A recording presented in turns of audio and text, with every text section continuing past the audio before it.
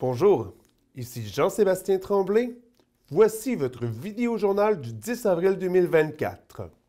En manchette de cette semaine, une magnimontoise s'illustre à l'université Oxford, de nouvelles arrestations en lien avec le crime organisé, aux arts et spectacles, retour du week-end festif de Montmagny en juin 2024, au sport, l'Everest en finale pour la première fois de son histoire.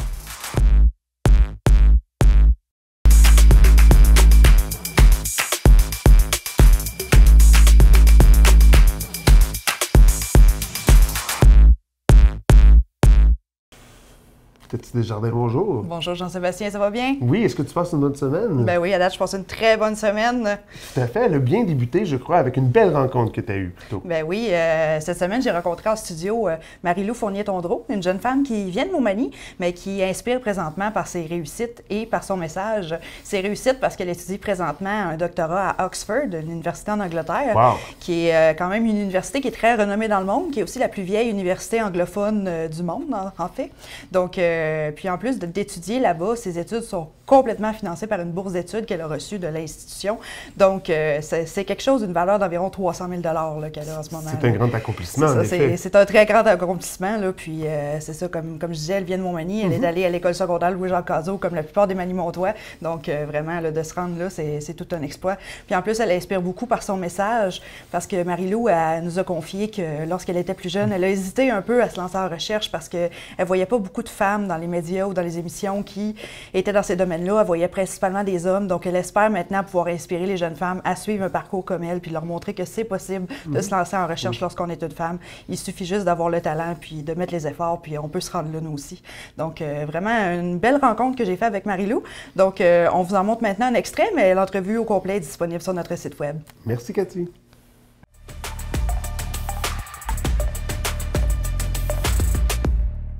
Toi, c'est ça. Toi, c'est l'espace, dans le fond, qui te fascine, qui t'intéresse dans la physique. C'est là-dedans dans lequel tu t'es plus dirigé. Qu'est-ce que tu étudies en ce moment? Sur quoi tu travailles dans ton doctorat? Pour mon doctorat, j'ai continué avec les exoplanètes. Donc, c'est ce que je faisais à la maîtrise. Sauf que maintenant, au doctorat, je trouvais que c'était important pour plus tard de me rapprocher plus de la planète Terre. Donc, maintenant, j'étudie des exoplanètes plus similaires à la Terre. Donc, des planètes qui vont être tempérées, donc qui ont potentiellement de l'eau liquide à la surface. J'étudie en fait un processus qui permet de conserver que les planètes restent tempérées. Ça s'appelle l'altération des silicates. En fait, c'est l'interaction du CO2 dans l'atmosphère avec des minéraux silacés qui fait diminuer, dans le fond, le CO2 dans l'atmosphère. Donc, ça fait que la planète ne devient pas trop chaude. Mais c'est sûr que c'est un processus qui prend des millions d'années à faire. Donc, c'est pas une solution pour les changements climatiques.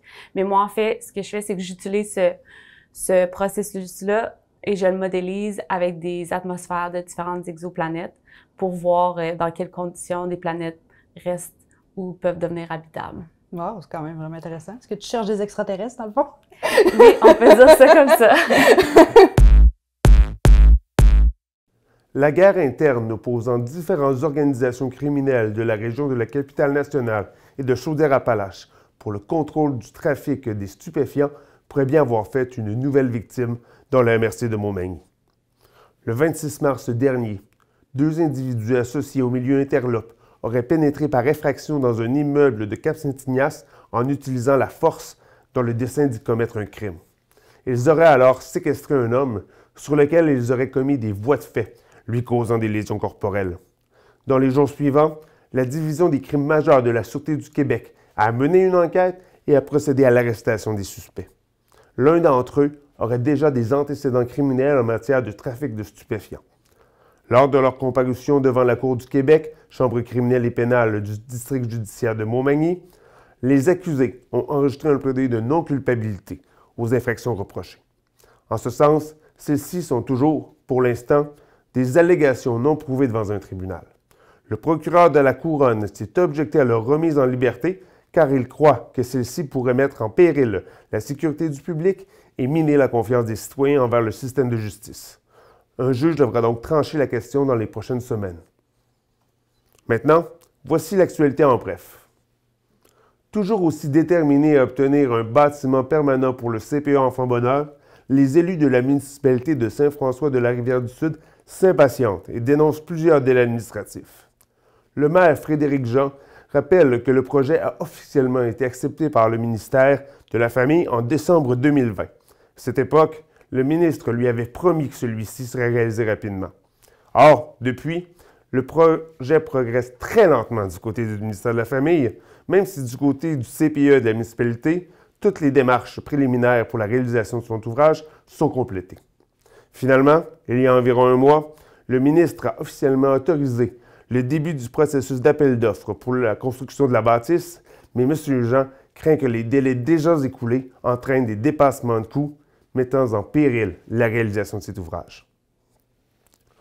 En plus d'avoir commis des voies de fait sur sa belle-fille mineure, de l'avoir harcelée et d'avoir étranglé son chat, une belle-mère indigne l'a également dépouillé de toutes ses économies. Elle a plaidé coupable à une accusation de fraude la semaine dernière au Palais de justice de Montmagny. Les événements se sont déroulés entre 2020 et 2022. Durant cette période, la victime adolescente occupait un emploi de soir et de fin de semaine dans un restaurant de Montmagny afin d'économiser des sous pour ses études supérieures. Au total, elle a gagné 20 300 $ à la sueur de son front. Or, la belle-mère s'est illégalement approprié ses fonds pour se payer des beuveries dans des bars de la MRC de Montmagny et pour payer d'autres dépenses diverses. Les représentations sur la peine auront lieu en juin prochain. Alors que l'industrie forestière de la Côte-du-Sud est prise avec de nombreux défis concernant le transport, une nouvelle technologie pourrait changer la donne dans les prochaines années, les camions autonomes. Ce projet est une initiative de FP Innovation, un organisme sans but lucratif. Aisha Manderson, chercheuse et ingénieure senior du groupe Transport et Infrastructure pour cette organisation, explique qu'un convoi de camions liés électroniquement entre eux est constitué. Le conducteur expérimenté conduit le camion de terre, tandis que le camion suiveur réagit au mouvement du camion de tête grâce à des systèmes de commande électroniques et autonomes. Elle soutient que cette technologie est particulièrement bien adaptée pour le transport des billes de bois dans les chemins forestiers où la vitesse et le volume de circulation sont moins élevés. Le développement de cette technologie se poursuivra jusqu'en 2026 et est soutenu par le gouvernement du Québec. Aux arts et spectacles, le week-end festif sera de retour à Montmagny pour une deuxième édition cet été.